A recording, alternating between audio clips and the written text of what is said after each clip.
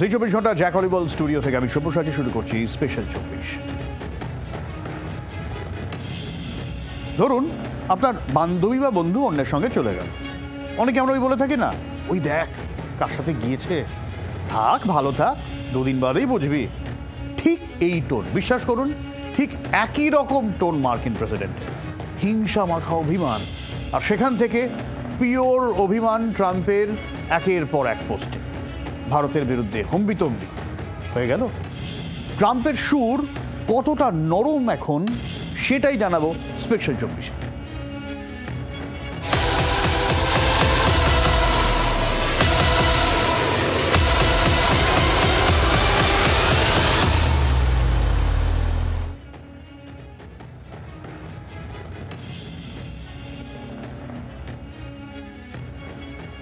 আচ্ছা, রাগ গলে কি জল হচ্ছে? অভিমান বাড়ছে? ট্রাম্পের নয়া পোস্টে অন্যরকম ব্যাপার স্যাপার দেখছেন বিশেষজ্ঞরা। বারবার দেশের মধ্যেই অনেকে বলেছিলেন ট্রাম্প যে পথে চলছেন তাতে ভারতের সঙ্গে বন্ধুতা নষ্ট হচ্ছে। আত্ম উপলব্ধি হচ্ছে এখন ট্রাম্পের।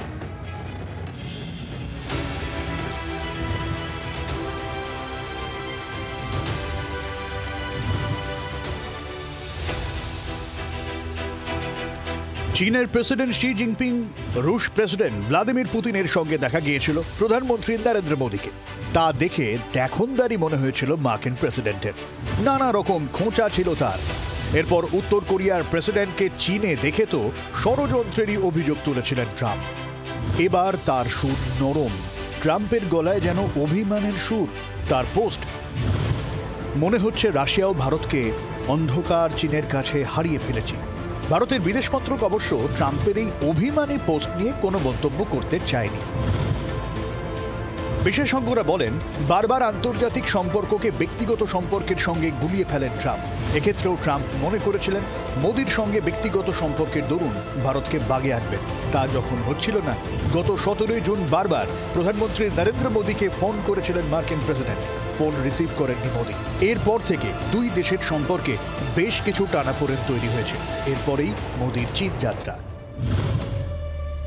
চীনে গিয়ে প্রধানমন্ত্রী বুঝিয়ে দিয়েছেন ট্রাম্প যদি নিজের দেশের ক্ষেত্রে স্বার্থপর হয়ে থাকেন, ভারতও জায়গা ছাড়বে না। সেক্ষেত্রে শত্রুর বিরুদ্ধেও সাময়িকভাবে কূটনৈতিক বন্ধুত্বে দিল্লির আপত্তি নেই। যে চীনের বিরুদ্ধে ভারতকে তিল তিল করে হাওয়া দিয়ে আসছিল আমেরিকা, ট্রাম্পের গা জোয়ারির জেরে সে চেষ্টা জলে গেল। গোটা বিশ্বের কাছে তৈরি হলো মোদি জিনপিং পুতিনের ফটো অপ, যা আমেরিকার কাছে চরম অস্বস্তির। আর এর গোটা দায়টাই একান্ত ট্রাম্পের ব্যক্তিগত দায়।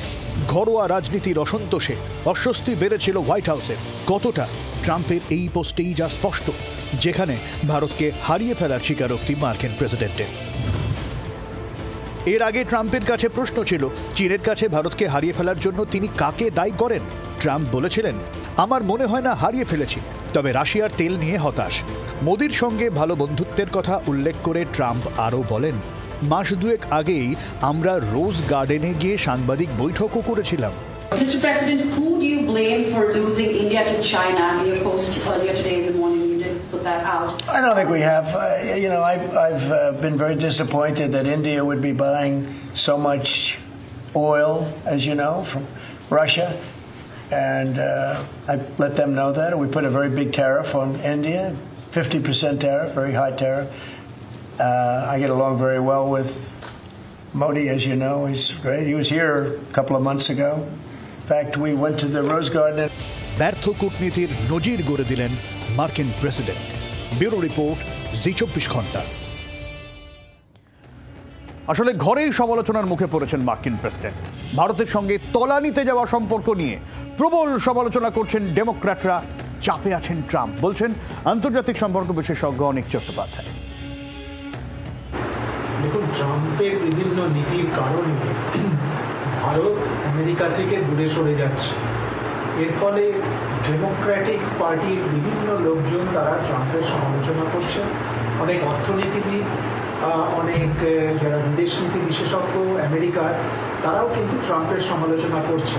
তার কারণ হলো যে গণতান্ত্রিক ভারত আমেরিকা থেকে সরে গিয়ে আমেরিকার ভাষায় স্বৈরতান্ত্রিক চীন বা রাশিয়ার সঙ্গে একটা অক্ষ তৈরির সম্ভাবনা সৃষ্টি হচ্ছে।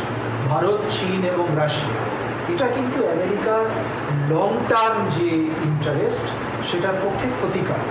ফলে ডেমোক্রেটিক পার্টির এই সমালোচনা ডেমোক্র্যাটসদের এটা কিন্তু জারি আছে। মনে রাখতে হবে 2026-এ কিন্তু আমেরিকার হাউস অফ রিপ্রেজেন্টেটিভসের কিন্তু ইলেকশন আছে।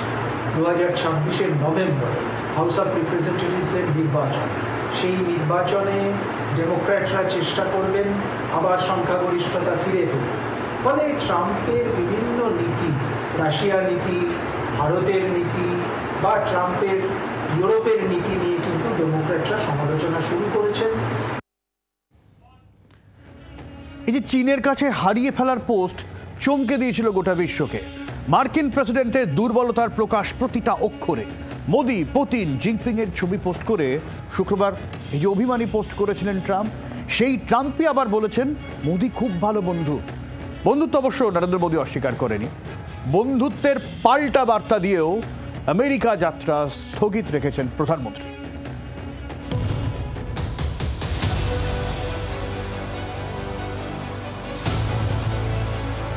মনে হচ্ছে রাশিয়া ও ভারতকে অন্ধকার চীনের কাছে হারিয়ে ফেলেছি। এই পোস্টের পরেই হাসি মুখে মোদি নাম ছিল ট্রাম্পের মুখে, একেবারে পাল্টি। I don't think we have. I've been very disappointed that India would be buying so much oil, as you know, from Russia, and I let them know that. We put a very big tariff on India, 50% tariff, very high tariff. I get along very well with Modi, as you know. He's great. He was here a couple of months ago. মোদির সঙ্গে ভালো সম্পর্কের কথা মনে করছেন Trump যখন, তখন বন্ধু মোদিও অস্বীকার করেননি প্রধানমন্ত্রীর পোস্ট। প্রেসিডেন্ট ট্রাম্পের অনুভূতি এবং আমাদের সম্পর্ক নিয়ে ওর ইতিবাচক বক্তব্যের প্রশংসা করছি। আমরা এর সম্পূর্ণ প্রতিদান দেব। ভারত এবং আমেরিকার মধ্যে অত্যন্ত ইতিবাচক ভবিষ্যৎমুখী কৌশলগত অংশীদারি রয়েছে। Prime Minister Modi obviously attaches enormous importance to our partnership with the United States. Where President Trump is concerned, he's always had a very good personal equation with President Trump. But the point is, look, we are engaged, we remain engaged with the United States, and at this time, I can't say more than that. নরমে গরমে খেলা পছন্দ মার্কিন প্রেসিডেন্টের। সুযোগ বুঝে নরমে গরমেই খেলছে ভারত। সে কারণেই মোদির বন্ধুত্বের বার্তার পরেও আমেরিকা যাচ্ছেন না মোদি। এর আগে ঠিক ছিল 26শে সেপ্টেম্বর রাষ্ট্রসংঘের সাধারণ অধিবেশনে মোদি ভাষণ দেবেন। জুলাই মাসে প্রকাশিত তালিকায় নাম ছিল ভারতের প্রধানমন্ত্রী। এদিন জানা গেল মোদি নিউ ইয়র্কের রাষ্ট্রসংঘের দপ্তরে যাবেন না, তার বদলে যাবেন বিদেশমন্ত্রী এস জয়শঙ্কর। 27 তারিখ বক্তব্য রাখার কথা তার। প্রতিনিধি হিসেবে প্রেসিডেন্ট ডোনাল্ড ট্রাম্পেরও থাকার কথা অধিবেশনে, কিন্তু ভারত বিলক্ষণ জানে ট্রাম্প এই সুযোগ হাতছাড়া করতেন না। আবারও উল্টোপাল্টা কথাবার্তা শুরু করতেন মোদির সঙ্গে দেখা করার পর। ভারত আর ট্রাম্পকে সুযোগ দিতে নারাজ। ফলে এখনই মার্কিন প্রেসিডেন্টের সঙ্গে দেখা হচ্ছে না ভারতের প্রধানমন্ত্রী। বার্তা স্পষ্ট, আগে কূটনৈতিক অসভ্যতা বন্ধ করুক আমেরিকা, কথা হবে তারপর। ব্যুরো রিপোর্ট, জি24 ঘন্টা। দেখুন, মার্কিন চাপের বিকল্প ভারত খুঁজতে শুরু করেছে। সেটা আমেরিকা বুঝতে পারছে বলেই সুর নামাতে বাধ্য হচ্ছেন ট্রাম্প, বুঝিয়ে দিচ্ছেন কূটনৈতিক বিশ্লেষক শুভাশিস বন্দ্যোপাধ্যায়। আজকের ডেটে দাঁড়িয়ে ট্রাম্পের ট্যারিফ নীতিকে কাউন্টার করার জন্যে নরেন্দ্র মোদী এবং ইন্ডিয়ান গভর্নমেন্ট যে স্ট্যাটাসটা নিয়েছে সেটা এর থেকে আলাদা কিছু নয়। আমরা জানি রক্তক্ষরণ হতো এবং আমরা জানি এই ট্যারিফের কারণে রক্তক্ষরণ হবে। আমরা জানি এই ট্যারিফের কারণে ভারতীয় প্রচুর রকম অর্থনৈতিক চাপ আসার সম্ভাবনা থাকবে। তবে এই চাপের সাথে নতি স্বীকার শুধু নয়, আমরা অল্টারনেট পাথওয়ে বা অল্টারনেট ইকোনমিক স্ট্যাটাস যেটা তৈরি করার চেষ্টা করেছি গ্লোবাল ওয়ার্ল্ড অর্ডারে, সেইটা ট্রাম্পকে চাপে ফেলেছে এবং তাই জন্যেই ট্রাম্প খুব শিগগিরই আমার বিশ্বাস এই নতুন ওয়ার্ল্ড অর্ডারকে সমীহ করে আস্তে আস্তে তার ট্যারিফ নীতি থেকে ব্যাকফুটে যেতে শুরু করবে এবং সেনেট বা ইলেকটোরাল কলেজ বা তাদের নিজস্ব লিগ্যাল প্রতিষ্ঠানরা যেরকমভাবে সেই প্রেশার ক্রিয়েট করার চেষ্টা করছে, সেই প্রেশারের সামনে ট্রাম্প নতি স্বীকার করতে বাধ্য হবে। তার ট্রেলার আমরা অলরেডি দেখতে শুরু করেছি এবং এই গোটা সিনেমা দেখতে আমাদের হয়তো আর খুব বেশি হলে একটা কোয়ার্টার ওয়েট করতে হবে। তবে এখানেই কিন্তু ঝামেলার শেষ হয়নি। ভারত আমেরিকার সম্পর্ক তেতে রয়েছে এখনো, সে যতই ট্রাম্পের গলায় আক্ষেপের সুর থাকুক না কেন। এবার বাজার গরম করলেন আমেরিকার বাণিজ্য সচিব হাওয়ার্ড লুটনিক। তার দাবি, আগামী মাস দুয়েকের মধ্যে ভারত সরকার দুঃখ প্রকাশ করতে বাধ্য হবে আমেরিকার কাছে। অন্যদিকে তার আগেই ভারত চীনের পাশে দাঁড়িয়ে রাশিয়ার প্রেসিডেন্ট বার্তা দিয়েছেন, ওই সাম্রাজ্যবাদের দিন এখন অতীত, এই স্বরে কথা বলা বন্ধ করুক আমেরিকা।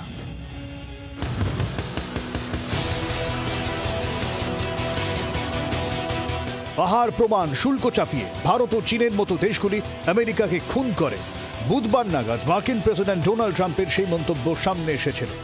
ভারত ও চীনের পাশে দাঁড়িয়ে পাল্টা হুঁশিয়ারি দিলেন ভ্লাদিমির পুতিন। নাম না করে আমেরিকাকে রুশ প্রেসিডেন্টের সতর্ক বার্তা, সাম্রাজ্যবাদের দিন এখন অতীত। সহযোগীদের সঙ্গে এই স্বরে যে কথা বলা চলে না সেটা বোঝা উচিত। রাশিয়ার প্রেসিডেন্টের হুঁশিয়ারি, আন্তর্জাতিক রাজনীতি বা নিরাপত্তার ক্ষেত্রে কোনো দেশ যেন খবরদারি ফলানোর চেষ্টা না করে।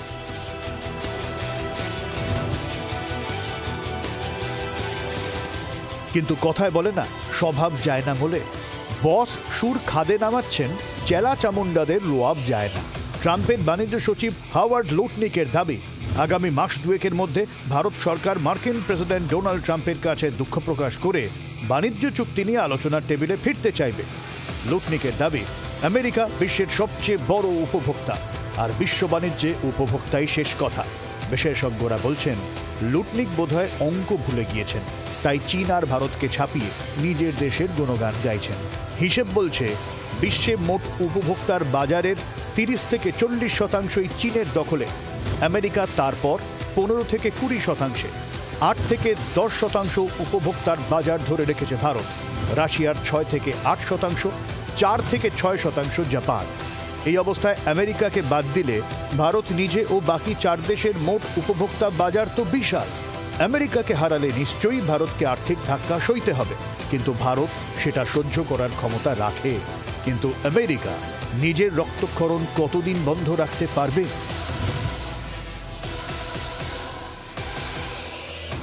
গ্লোবাল সাউথ এক কাট্টা হচ্ছে। এই অবস্থায় চ্যালেঞ্জের মুখে পড়ছে মার্কিন ডলার। যদি গ্লোবাল সাউথ আমেরিকার বিরুদ্ধে পদক্ষেপ করে, ট্রাম্প চাপ নিতে পারবেন তো? আমি যদি বলি আজকের ডেটে দাঁড়িয়ে ওয়ার্ল্ড অর্ডার অলরেডি শেপ নিয়ে ফেলেছে, তাহলে খুব একটা বাড়বাড়ন্ত করছি না। তার কারণটা হচ্ছে, ট্রাম্প বুঝতে শুরু করে দিয়েছে যেভাবে গ্লোবাল সাউথ এক জায়গায় আসছে, যেভাবে গতকাল পোল্যান্ড, জার্মানি, ফ্রান্স এরা স্টেটমেন্ট করেছে, এমনকি ইটালিও, সেখান থেকে প্রমাণ হচ্ছে যে সবাই এই গ্লোবাল সাউথকে রেকগনাইজ করতে শুরু করে দিয়েছে। যদি গ্লোবাল সাউথ এবং তার ইকোনমিক অর্ডারকে আগামী দিনে খুব বেশিভাবে এন্ডোর্স করা শুরু হয়ে যায়, তাহলে কিন্তু ডলার নিজের পজিশন হারাতে পারে। গোটা পরিকাঠামোটাকে ওভারকাম করতে গেলে একটাই অ্যান্টিবায়োটিক তাদের প্রয়োজন, তার নাম ইন্ডিয়া। ভারতকে তাই তেতো বড়ি মনে করলেও গিলতেই হবে আমেরিকাকে, এটাই বাস্তব। সেটা ট্রাম্প যে বুঝতে শুরু করেছেন তা তার বক্তব্যেই স্পষ্ট। বাণিজ্য সচিব অঙ্কের হিসেব মেলাতে ভুল করছেন, মত বিশেষজ্ঞদের। ব্যুরো রিপোর্ট, জি24 ঘন্টা। দেখুন, আমেরিকা কিন্তু তার স্বার্থেই ভারতের সঙ্গে সম্পর্ক ঠিক করবে, আর তখন ভারতকে ভারসাম্য বজায় রাখতে হবে। কিরকম বুঝিয়ে দিচ্ছেন রাজনৈতিক বিশ্লেষক সুমন ভট্টাচার্য। আমার মনে হয়, যদি নরেন্দ্র মোদী এবং তার বিদেশমন্ত্রী জয়শঙ্কররা আগের মতো ভুল না করেন, অর্থাৎ আমেরিকার দিকে পুরোপুরি ঝুঁকে না পড়েন, তাহলে এটা ম্যানেজ করা খুব একটা কঠিন না, বা এই ভারসাম্য রক্ষা করা খুব একটা কঠিন না। ইন্দিরা গান্ধী থেকে অটল বিহারী বাজপেয়ী তো এই ভারসাম্যটা চমৎকার রক্ষা করেছিলেন বলেই আমরা যখন পরমাণু বিস্ফোরণ ঘটিয়েছিলাম, তখন আমেরিকার নিষেধাজ্ঞা সত্ত্বেও কিছু হয়নি। আবার ইন্দিরা গান্ধী বাংলাদেশ যুদ্ধের সময়ও আমেরিকার চোখ রাঙানিকে উপেক্ষা করে রাশিয়ার, মানে তখনকার সোভিয়েত ইউনিয়নের হেল্প নিয়ে চলতে পেরেছিলেন। ফলে আমার মনে হয় এই অক্ষটাকে রক্ষা করা একদিকে রাশিয়া, চীন, অন্যদিকে আমেরিকা, ভারতের পক্ষে খুব কঠিন নয় যদি না নরেন্দ্র মোদী এবং জয়শঙ্কর আগের মতো তাদের থিওরি যেটা যে আমেরিকা এবং ইসরায়েলই একমাত্র বন্ধু হতে পারে সেই দিকে ঝুঁকে পড়ে।